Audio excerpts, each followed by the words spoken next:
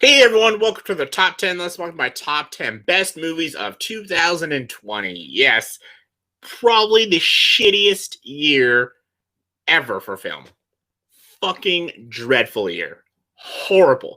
This list was so hard, and not because there were so many great movies. No, it was hard because there were so many crap movies.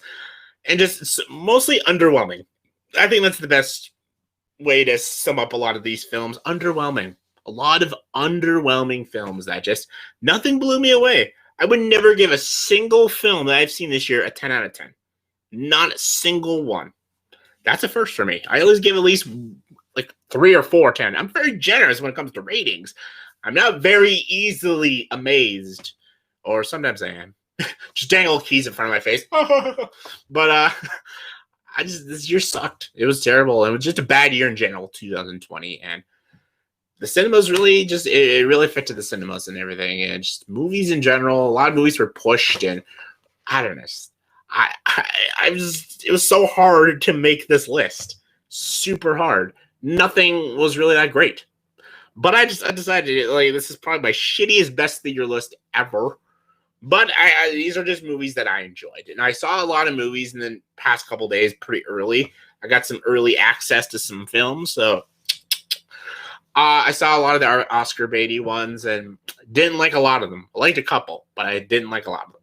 Very woke, very political, and very irritating to watch. So let's get to it. These are just my top 10 personal best movies of 2020. Again, this is just a strict opinion, mostly just favorite movies of 2020.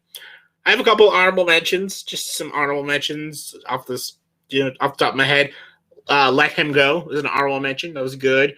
I'm almost blanking on movies already. Greenland. Only disaster movie I've seen in a long time that I've actually had a lot of fun with and quite enjoyed. It's quite fun, actually.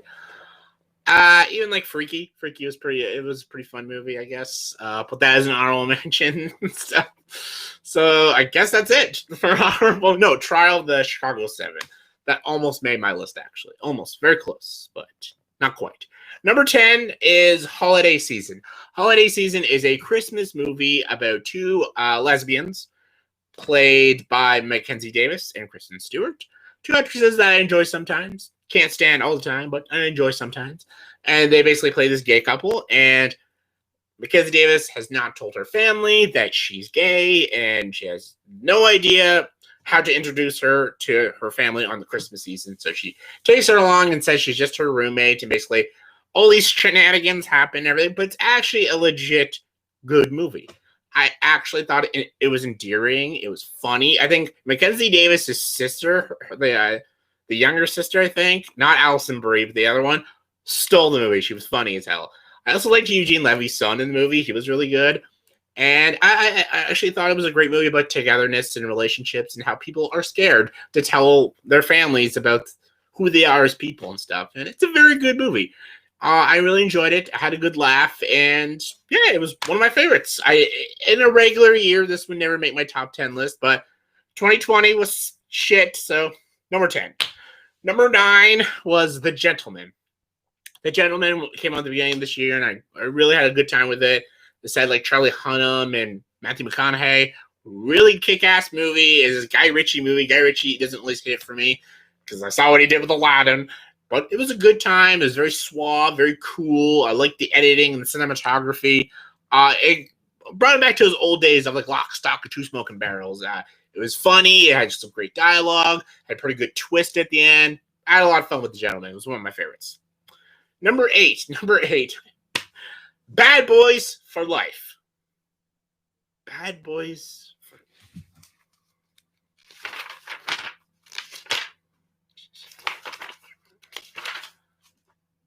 No, it's on my list. Okay. Bad Boys for Life.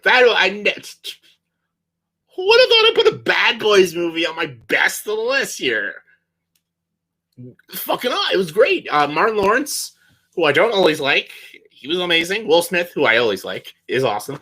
They're incredible in this movie. They're usually like the best parts of these Bad Boys films. The first two had a lot of Michael Bay-isms, which I don't love, but this one was by different filmmakers. It was funny. It was badass. It was enjoyable. It was fucking great. I loved Bad Boys for Life.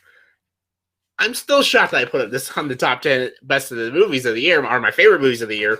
But I just looked at all the lists of films I watched, and I could have put like overrated films on this, like Mulan and Defy Bloods, but I'm like, but I hate those movies. So Bad Boys for Life. That was actually fucking entertaining.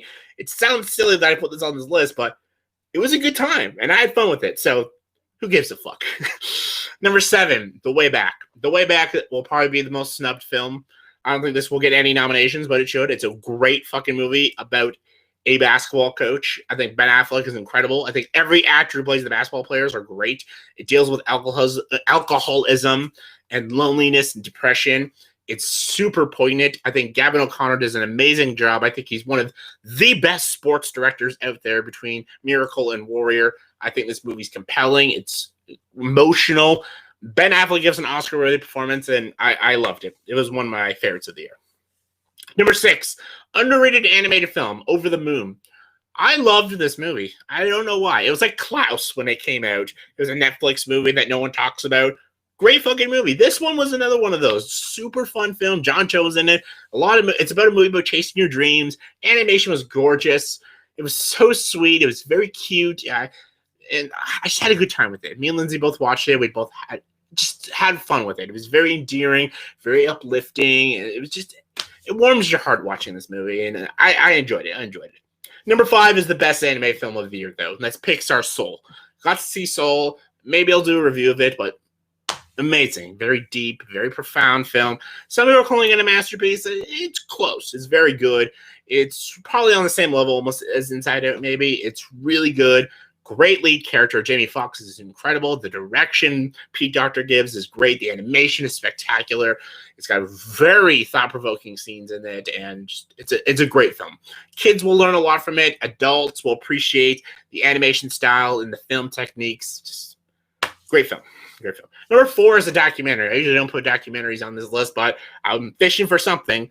The Last Blockbuster. The Last Blockbuster was such a great, enjoyable documentary. Kevin Smith's in it, too. And it's about the last blockbuster that exists in the United States and how they run the business and how they're almost out of business and how they have to get customers and stuff. And someone who has a deep nostalgia for film and Blockbuster, renting movies from Blockbuster, is a lot of enjoyment and a lot of fun watching this documentary and stuff, because I love Blockbuster. I always loved going to Blockbuster. So this documentary gave me a lot of nostalgia, a lot of interesting information about the business of Blockbuster, and it was good. It was a good movie.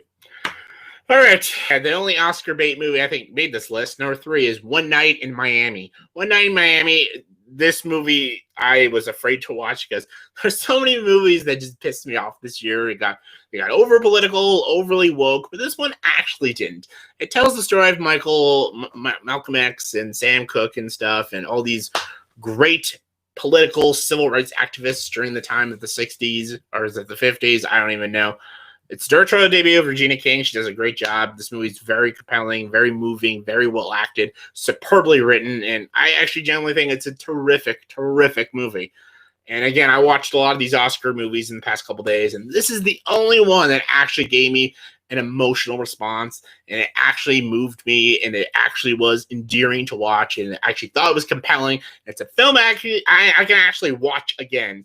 So yeah, I think it's one of the best films of the year. Number 2, Hamilton. Disney's Hamilton. This is kind of like just a stage play, filmed like a movie, so I'll count it anyways, because I'm, again, fishing. Great movie, great performances. Lin-Manuel Miranda did a great job, and the way they did the casting, the multicultural casting as the presidents, some people didn't like that. I understood what they were doing, that we look up to these political figures, and it doesn't matter what their skin color is. We look up to them as people and what they did for the country, our founding fathers.